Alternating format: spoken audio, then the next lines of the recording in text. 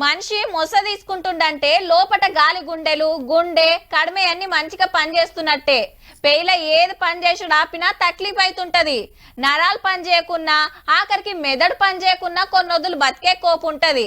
అదే గాలి గుండెలు గుండె పని చేయకుంటే ఇంకేముంటది, కాలం చేసినట్టే.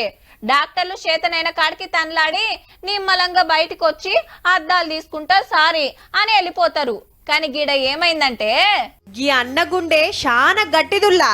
ఎంత గట్టిదంటే నిమిషమో 2 నిమిషాలు కాదు, గంటన్నర ఆగినా బతికిండు. మరి అంత గీ డాక్టర్ల పుణ్యమే. నెలన్నర కింద గుండెపోటు వచ్చి ఒడిశా రాష్ట్రం భువనేశ్వర్ ఎయిమ్స్ దవాఖానకొచ్చిండు. అప్పటికే గుండె కొట్టుకునుడు బంద్ అయింది. డాక్టర్లంతా కూడి 30 గంట సేపు సిపిఆర్ చేసినా ఉత్తదే అయిందట.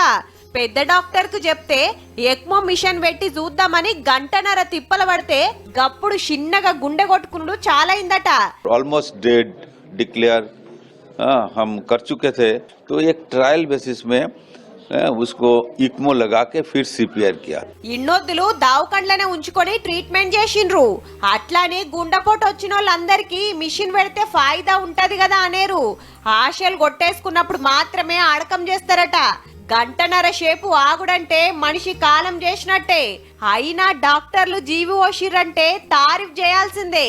అన్నకు భూమి మీద నూకలు బాకున్నట్టున్నాయి.